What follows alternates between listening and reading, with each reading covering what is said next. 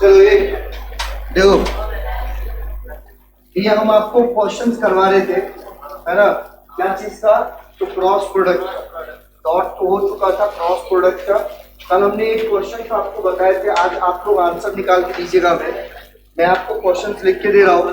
Suppose मान लो questions आपको दिया हुआ है भैया, वेक्टर ए है, लिखिएगा क्वेश्चंस। आपको वेक्टर ए दिया हुआ है,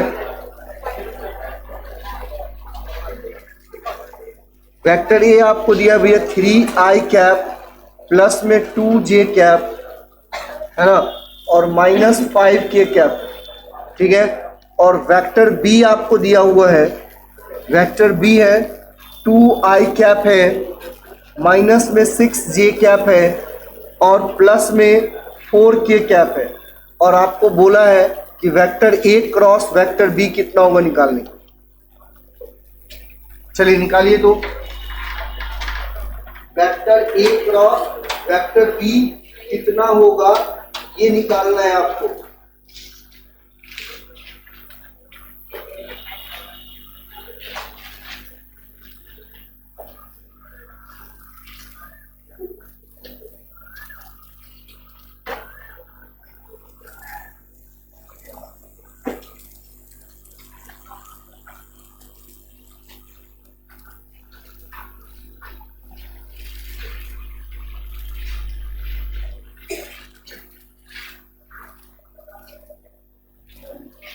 जल्दी करो।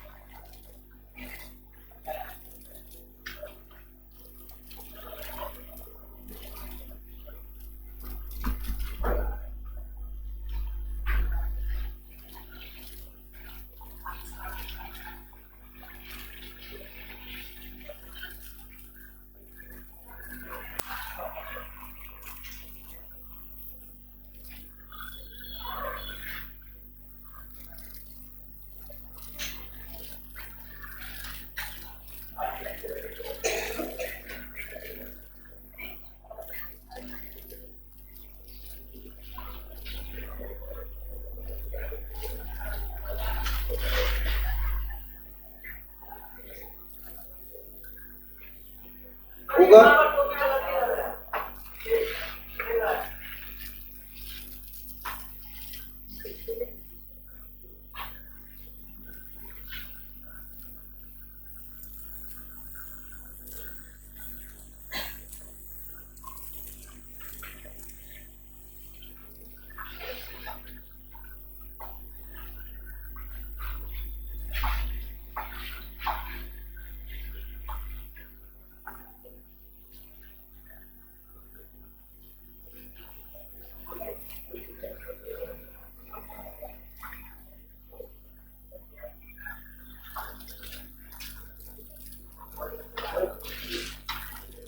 आंसर किसका है भैया?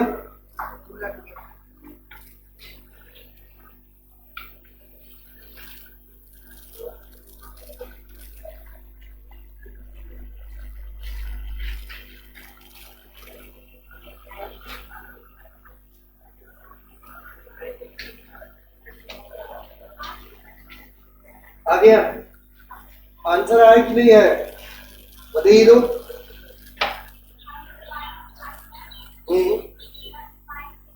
हाँ चलिए देख लो भैया, ध्यान से सुन लीजिएगा।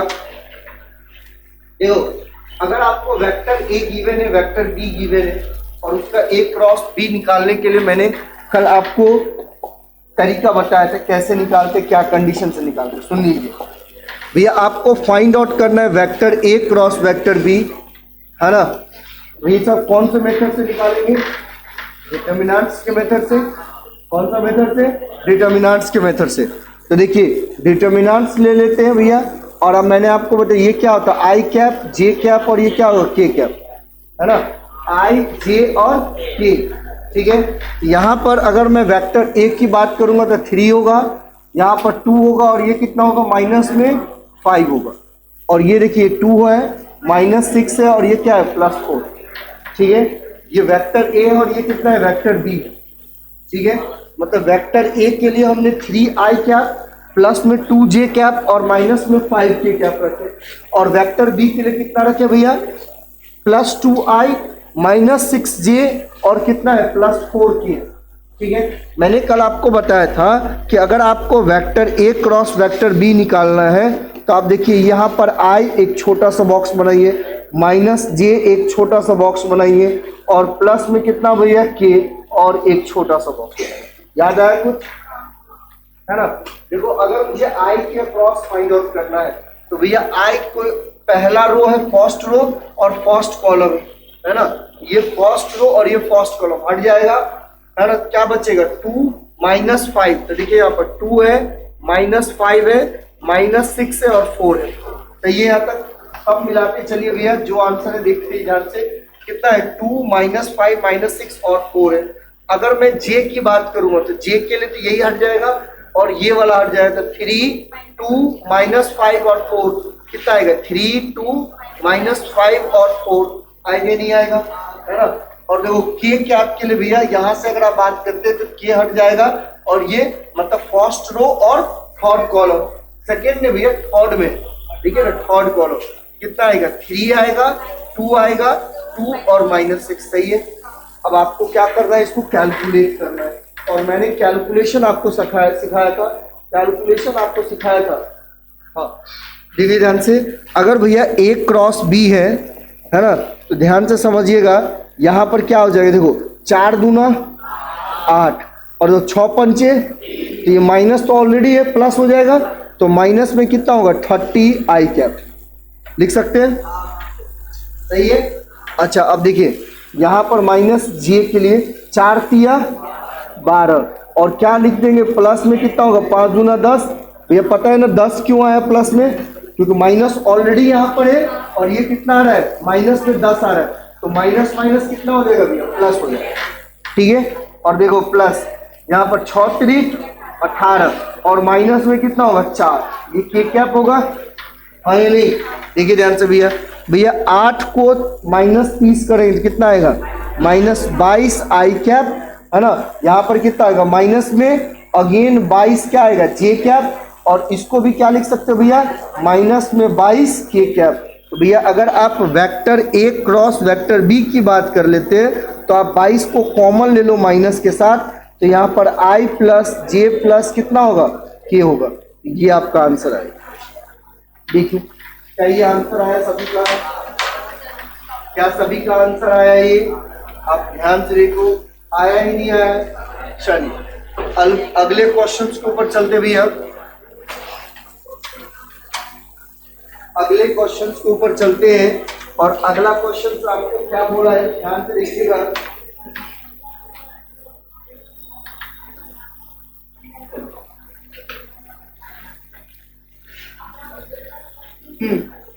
आपको बोल रहा है अगला क्वेश्चन, कैलकुलेट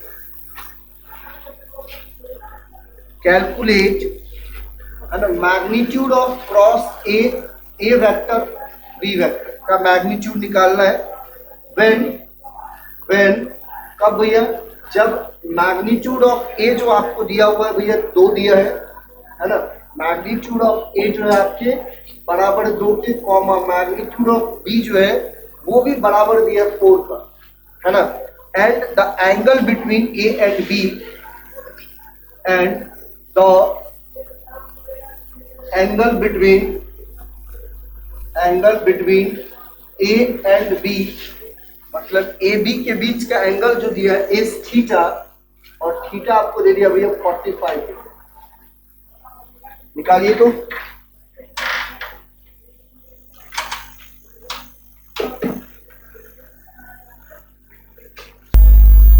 ये कैलकुलेट करना है, ध्यान से समझिएगा।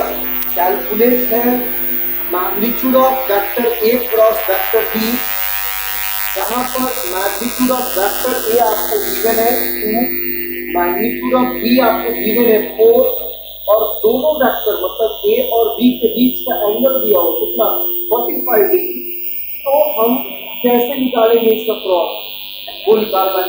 देखिए एक क्वेश्चन देख ले इस टाइप का, ये आपको याद है कि अगर क्रॉस बोला निकालेंगे, सुन ले, सॉल्यूशन की बात करते हैं, हमें क्या निकालना भैया, magnitude of A cross magnitude of B. इसके लिए क्या पढ़े, magnitude of A magnitude of B क्या होता है, साइन थीटा, और इनटू में कितना है, डायरेक्ट।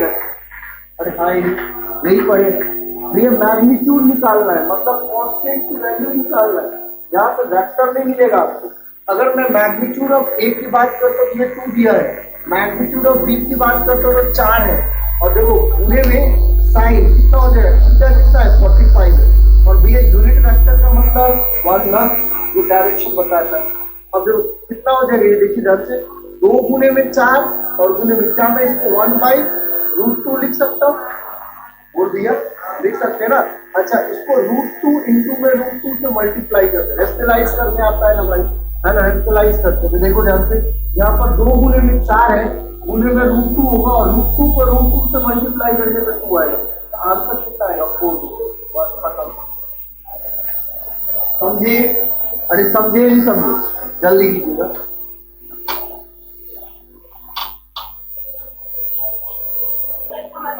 चलिए हाँ, सेकेंड ए बात नहीं, चलिए question number,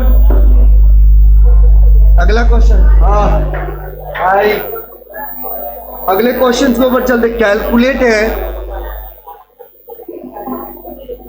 calculate vector A cross vector B, सुन लो पीछे, vector A cross vector B है, when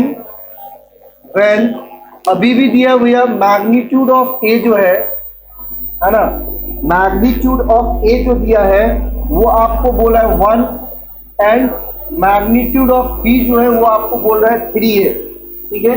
and the angle between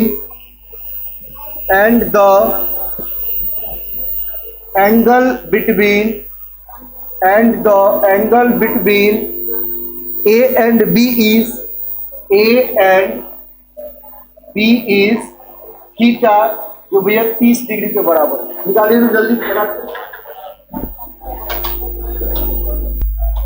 देख रहे भैया, यहां पर भी क्या होगा, मैग्नीट्यूड ऑफ वेक्टर ए है, क्रॉस में वेक्टर बी है ना, बराबर किसका हो जाएगा, magnitude of A magnitude of B कितना, साइन थीटा, और इनटू में क्या लिखते भैया, इनटू में एन कैप मतलब यूनिट वेक्टर, कौन सा वेक्टर, यूनिट वेक्टर। सुनिएगा, देखिए अगर मैं magnitude of A cross B की बात कर रहा हूं, ये कितना दिया, 1 दिया है, और ये कितना है भैया 3 है, और इनटू में साइन कितना हो जाएगा 30, है ना। अब देखो जाते देखो भाई, टोपी वाले दिया, रेड कलर खड़े, हाँ, साइन 45 कितना होता है क्या, और साइन 60, साइन 60 हाँ, साइन 60 0 होता है, हाँ, तो साइन 30 कितना होगा भाई, 1/, सही बोला उन्होंने।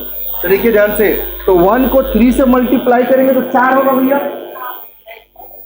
1 को 3 से मल्टीप्लाई करेंगे तो 4 होगा, 3, चलिए ठीक है, तो 3, और इसको क्या लिख सकते हैं 1/2, तो आंसर कितना होगा, देखिए भैया बैठ जाइए, जिसका आंसर आया होगा बनाइए, 3/2 आएगा।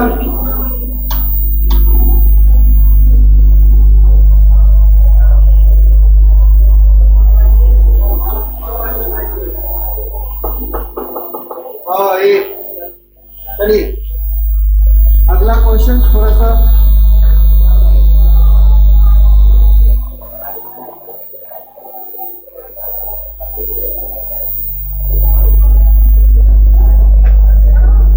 अरे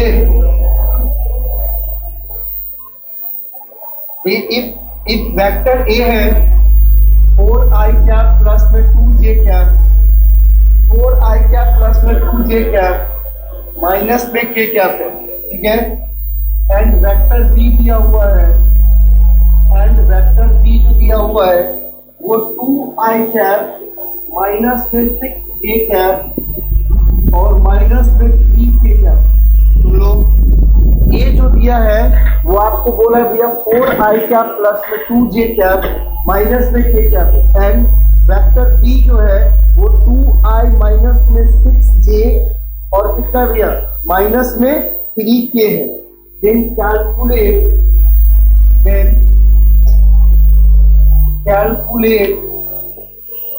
ध्यान से सुनिएगा क्या कैलकुलेट करने के बोला है।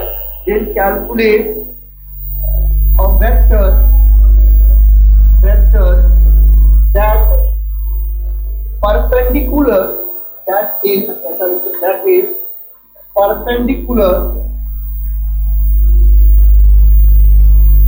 that is perpendicular to both A and B, vector A and B है ना भैया। A वेक्टर है B वेक्टर है तो ये कैलकुलेट का वेक्टर एक ऐसा वेक्टर कैलकुलेट करना है तो आपको that is perpendicular to both मतलब वेक्टर A और वेक्टर B के साथ में क्या होगा परपेंडिकुलर। यानी तो तरीके से क्वेश्चन पूछना चाहिए था वैसा ना पूछते हुए क्वेश्चन का आपको ऐसा पूछा है कि भैया अगर वेक्टर A है वेक्टर B है तो आप कैलकुलेट एक ऐसा वेक्टर को निकालो एक ऐसा वेक्टर फाइंड आउट कीजिए तो भैया इस वेक्टर A और वेक्टर B दोनों का क्या होगा परपेंडिकुलर है ना। याद करो भैया जब इन दोनों वेक्टर का हम क्रॉस करते हैं तभी तो रिजल्टेंट जो वेक्टर आता है वो दोनों वेक्टर के परपेंडिकुलर। भूल गए क्या? अरे भूल गए क्या? मतलब निकालना क्या है इसमें A क्रॉस B निकालना। डायरेक्ट नहीं बोला है कि A क्रॉस B निकालना। अरे भाई मैंने आपको समझाया ना अगर x है या y होगा तो अगर मैं A क्रॉस B निकाल दूं तो परपेंडिकुलर ही होता था ना रिजल्टेंट जो राइट हैंड हम लोग से निकालते थे और उसका क्रॉस कैसे निकालते हैं A क्रॉस B करते हैं। तो भैया अगर आप A को B के साथ क्रॉस कर देते हो तो जो रिजल्टेंट वेक्टर आएगा वो वेक्टर A और वेक्टर B उन दोनों का कैसा होगा परपेंडिकुलर होगा। चलिए जल्दी कीजिए अब तो निकाल सकते हैं आंसर आएगा। देखिए आप आंसर सबका आ गया क्या देखिए तो -12i क्या है प्लस में 10j क्या है और माइनस में 28k क्या है।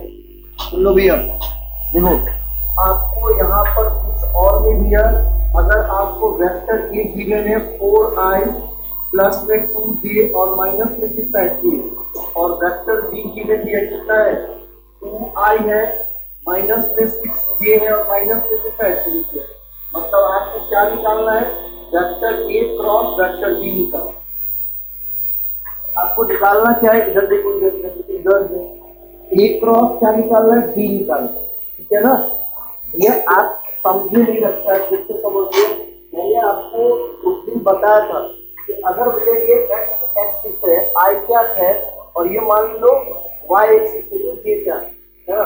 तो अगर भाई ये वेक्टर A है और ये वेक्टर क्या है B है ठीक है। ये वेक्टर A मान लो इसको वेक्टर B मान लो तो अगर मैं इन दोनों का चाहे A क्रॉस B निकालता हूँ तो देखो राइट हैंड लेते हैं या A से किसकी तरफ क्रॉस B की तरफ जा रहे हैं तो हम क्या बता रहे हैं इधर की तरफ बता रहे हैं है ना। तो इसके परपेंडिकुलर ही होगा हम A क्रॉस B की बात करते क्या होगा परपेंडिकुलर ही आ रहा है तो भाई तो इसका भी परपेंडिकुलर होगा और इसका भी परपेंडिकुलर। ये परपेंडिकुलर का मतलब समझ गए ना नॉर्मल होगा 90 डिग्री होगा। तो ये जो है ये रिजल्टेंट जो आ रहा है जो हम वाला जो रिजल्टेंट आएगा ये क्या है रिजल्टेंट। तो जब आप A को B के साथ क्या किए क्रॉस किए तभी ना। तो हमने क्या किया भैया A को B के साथ क्या कर रहे क्रॉस कर दे रहे क्या कर दिए क्रॉस कर दिए। और मैंने आपको बताया था ये I कैप ये J कैप और ये कौन सा भैया K कैप सही है। अरे सही है ठीक है। देखो यहाँ पर 4 होगा 2 होगा माइनस में 1 होगा यहाँ पर 2 होगा -6 होगा माइनस में 2 होगा सही है। नहीं अब देखो इस डिटरमिनेंट को थोड़ा सा सॉल्व करते भैया तो vector A cross vector B याद होगा आपको मैंने आपको बताया था I एक बॉक्स बना दो माइनस में J अगेन एक बॉक्स बना दीजिए और K एक बॉक्स बना दीजिए और फिर इस बॉक्स को कैसे भरते हैं मुझसे अच्छे आप लोग जानते होंगे है ना। भैया I की बात करेंगे तो फर्स्ट रो फर्स्ट कॉलम भर जाएगा देख लो 2 माइनस में 1 माइनस में 6 माइनस में 3 आएगा। हाँ या नहीं, बोल भैया। अगर मैं जे की बात करता हूँ तो ये फर्स्ट रो और सेकेंड कॉलम भर जाएगा। यहाँ पर कितना है 4 2 माइनस में 1 माइनस में 3 रहेगा, बोलिए सही है। अब देखो ध्यान से सुनिएगा, फिर क्या आपके लिए फर्स्ट रो और कॉलम भर जाएगा। 4 2 2 माइनस 6 सही है, 4 2 2 माइनस 6 सही है। यहाँ पे कोई दिक्कत, किसी भी टाइप का कोई दिक्कत नहीं है, नहीं ना। तो चलो अगर मैं vector A cross vector B की बात कर रहा हूँ तो देख लीजिए ध्यान से भैया, वेक्टर ऑफ आई जो होगा, क्या मैं माइनस में 6 और माइनस में 6 लिख सकता हूँ भैया? माइनस 3 और 2 माइनस 6 होगा, और माइनस 6 और माइनस 1 प्लस 6 होगा, लेकिन दोनों के बीच में क्या आता है? माइनस आता है। तो माइनस 6 माइनस 6 आएगा, वो किसके साथ? आई कैप के साथ। भैया माइनस में जे यहाँ पर है, देखो देखो कितना होगा, माइनस में 12 और प्लस में 2 और प्लस में जे क्या देखिए, माइनस में 24 और माइनस में 4। ठीक है, देखो भैया vector A cross vector B जो आएगा ये माइनस 12 आई कैप, और यहाँ पे क्या आएगा भैया प्लस में 10 जे कैप, और यहाँ पर माइनस में 28 के कैप। यही वो एक वेक्टर है जिसके परपेंडिकुलर होगा कौन कौन? तो वेक्टर ए और वेक्टर बी, ये दोनों एक दूसरे के कैसा होगा? परपेंडिकुलर। बोलिए इसमें कोई डाउट है किसी को? अभी तक इसमें कोई डाउट है? तो भैया अब हम बात करने वाले हैं दूसरे टॉपिक के ऊपर। यहां तक में आपका वेक्टर का एक पोर्शन कंप्लीट होगा। देखो ये अभी देखा जाए तो तकरीबन 6 से 7 क्लास मैंने लिया हूँ वेक्टर के ऊपर। मुश्किल से अगर मैं ले सकता था 3 से 4 क्लास में मैं खत्म कर सकता था, लेकिन 6 से 7 क्लास लेने का एक रीजन है, ये थोड़े थोड़े करके बनाया हूँ। जिसका छूट चुका है ये पूरा वेक्टर तो कोई भी लेसन, तो आप यूट्यूब पे जाके गुरुकुल पे या गुरुकुल के ऐप पे जाके आप उस पूरे लेक्चर को देख सकते हैं। जैसे मैंने यहाँ पे पढ़ा वो वैसे डाला हुआ है, कोई एडिट वगैरह कुछ किया नहीं है ना। तो आप स्टार्टिंग से वेक्टर होता क्या है, मतलब स्टार्टिंग से मैंने स्केलर से पढ़ाया था, स्केलर क्या होता है, वेक्टर क्या होता है, देन टाइप्स ऑफ वेक्टर कौन कौन से है ना, ये सारे कंडीशन पढ़ाने के बाद ये रिजल्टेंट वेक्टर क्या है, दो वेक्टर को कैसे ऐड करते, कौन कौन सा लॉ है ना, और उसका मैग्नीट्यूड कैसे फाइंड आउट करते, ये सारे चीज मैंने आपको बताया।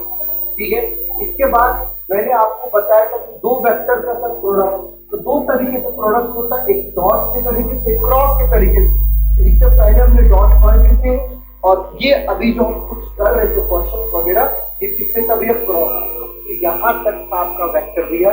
आप अगर इसके बाद 12th में आपको वेक्टर का एक मैथ्स में पढ़ना पड़ता है, मैथमेटिक्स में, अगर इसका भी मैथ्स होगा 12th में, वो भी आप पार्ट 2 के मैथ्स में आप वेक्टर के बारे में पढ़ेंगे, और सेम हूबहू वही चीज पढ़ना है जो हमने यहाँ पर 11th के फिजिक्स में। ठीक है, क्लियर किया तुमने? तो ये वेक्टर का जितना पोर्शन था उसका मैंने कंप्लीट। अब बात करते हैं मोशन इन प्लेन में ही भैया, सुन लो। अब हर एक चीज के बारे में ध्यान से समझिएगा।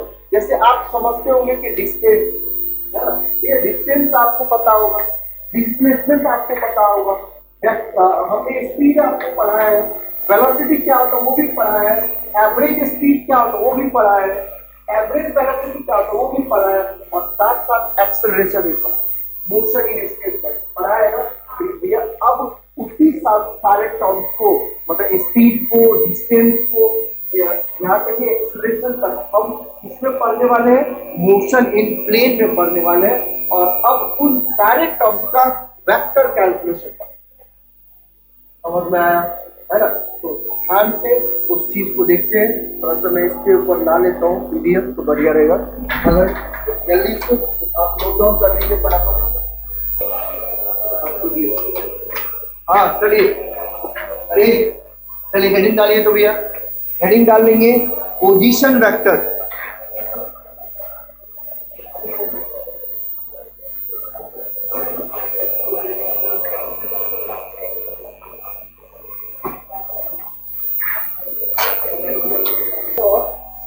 ज्यादा टाइम चलिए लिखेंगे भैया पोजीशन वेक्टर में,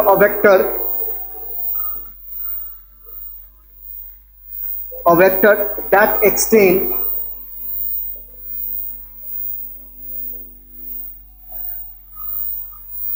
a vector that extends from a reference point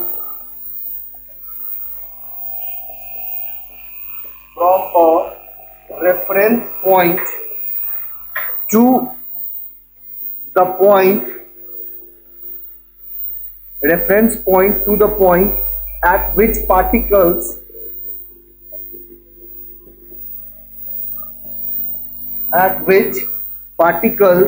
is located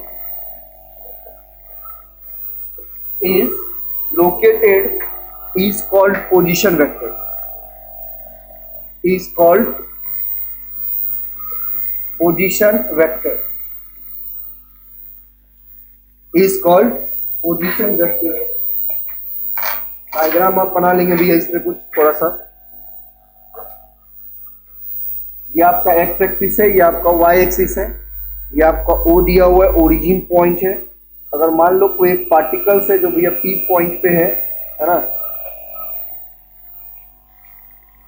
ये पार्टिकल्स पी पॉइंट पे है और इसका हमें पोजीशन वेक्टर निकालना है, मतलब आर।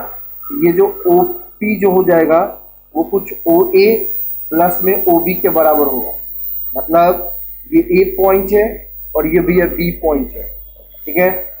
और ये आपको पता है ये आई कैप होता है और ये जे कैप होता है ना। सुन लो, तो पोजीशन वेक्टर आर बराबर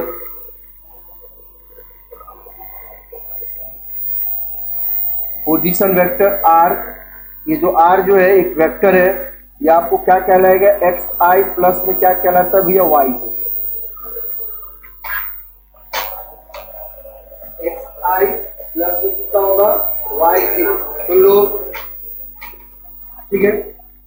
ये 2 डायमेंशन में भैया, अगर फॉर 3 डायमेंशन के लिए बात करेंगे, अगर फॉर 3 डायमेंशन के लिए बात करेंगे, फॉर 3 डायमेंशन के लिए वेक्टर आर जो होता है वो एक्स आई प्लस में वाई जे और प्लस में कितना हो जाता है, जेड के। ये किसके लिए है, फॉर 3 डायमेंशन के लिए, है ना। ऊपर जो दिया है पोजीशन किसके लिए, 2 डायमेंशन के लिए भैया, और नीचे वाला 3 डायमेंशन। सुनिएगा इधर भाई साहब, पोजीशन का मतलब पता है ना, उसका कोऑर्डिनेट बोला जाता है। सुन लो, पहले 2 मिनट थोड़ा ऊपर सर की जरूरत, ठीक है ना, फिर समझ जाएंगे आप। हमने आपको क्या बोलते हैं, यहाँ पर हम वेक्टर के फॉर्म में उसको पोजीशन को डिस्क्राइब किया। मेरा कहने का मतलब ये है कि अगर मान लेते भैया ये एक्स एक्सिस है, ये वाई एक्सिस है, अगर कोई पार्टिकल्स, मान लो मैं खुद यहाँ पर इस पॉइंट पे है ना, मैं भैया कहाँ पर हूँ भी, एक्स एक्सिस पे मान लेते 4 पे और वाई एक्सिस पे 5 पे, मतलब मेरा पोजीशन का कोऑर्डिनेट कितना है, 4,5। और भाई जब भी आप पोजीशन निकालोगे, देखिए निकालो, अभी मैं बोल रहा हूँ, आप अपने अंदर घुसा लीजिएगा। ये पोजीशन वेक्टर निकालने के लिए आपको एक न एक रेफरेंस पॉइंट की जरूरत होती है, और वो रेफरेंस पॉइंट आप कहाँ से निकालोगे भैया, तो ओरिजिन से, जो कितना होता है 0,0, है ना। तो भाई साहब अगर मान लो यहाँ से यहाँ तक के लिए पोजीशन हमें निकालना है, जो आर बता रहा है, क्या बताएगा, आर को बताएगा। तो ध्यान से सुनिएगा, आर बराबर में 4 - 0 का आई कैप प्लस में 5 - में 0 का क्या होता है, के क्या होता है, मतलब आर बराबर में 4i प्लस में कितना होता है, 5। ये हमारा पोजीशन, सॉरी जी जी, फिर 3 डायमेंशन ही लिया था मैंने। ये 2D के लिए बताना, 2D मतलब 2 डायमेंशन, यहाँ पर एक्स एक्सिस और वाई एक्सिस। अगर इसी के अकॉर्डिंग जेड एक्सिस रहता तो ये कोऑर्डिनेट्स बढ़ जाता, बढ़ता नहीं बढ़ता, है ना। तो यहाँ पर रेफरेंस निकालने के लिए फिर से कुछ होता है, किसके लिए, के क्या के लिए, वो भी हम लिखते हैं। तो भाई अब यार एक तरीका ये है, दूसरा तरीका आपको देख भैया, मैंने आपको रिजोल्यूशन ऑफ वेक्टर बताया, अरे हाँ ये रिजोल्यूशन ऑफ वेक्टर में अगर इसको रिजॉल्व करते ये एक्स एक्सिस को बताता है, मतलब वाई कैप आई कैप को बताएगा, और ये वाला कंडीशन किसको, जे कैप को बताएगा।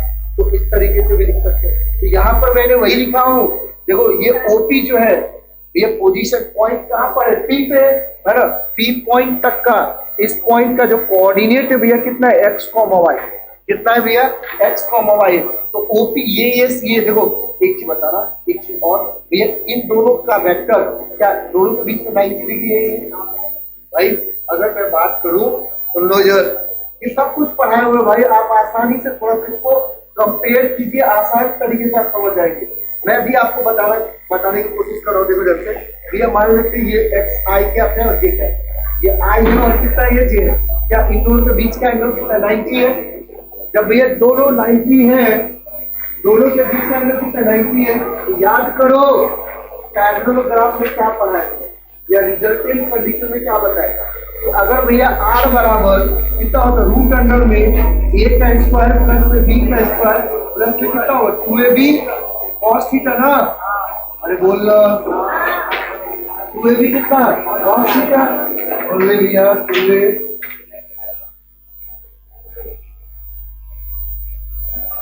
हाँ सुनिएगा, ये कंडीशन 90 के लिए, तो cos 90 कितना होता है भैया 0 या 1 0 ना, तो r के लिए क्या निकलता है रूट अंडर में a square plus b square. तो ये इसके किसको बता रहा मैग्नीट्यूड को बता, हमें तो वेक्टर चाहिए ये, तो हम ये वाला कंडीशन नहीं अप्लाई करके डायरेक्ट क्या किया, अगर परपेंडिकुलर भैया तो OA को OB के साथ क्या किया ऐड कर दिए, क्या कर देंगे OA को OB के साथ क्या करते भैया ऐड कर देंगे। क्लियर है यहाँ तक, रिजल्टेंट वेक्टर बताता है। तो देखो OA कितना है आई कैप है x के लिए तो x आई कैप, और OB कितना है भैया j कैप है तो कितना होगा y j कैप। तो वेक्टर r बराबर कितना हो जाएगा x i प्लस में y j। और 2 डायमेंशन, अगर मैं 3 डायमेंशन के लिए बात करूं तो फॉर 3 डायमेंशन के लिए कितना होगा, यहाँ पर बस एक चीज ऐड होगा जिसका क्या नाम है z एक्सिस। तो भैया x i कैप प्लस में y j कैप प्लस में z k कैप, तो ये x y और z है ना। तो ये 2D और 3D के लिए, तो इसके तरह से ये आपका पोजीशन है। चलिए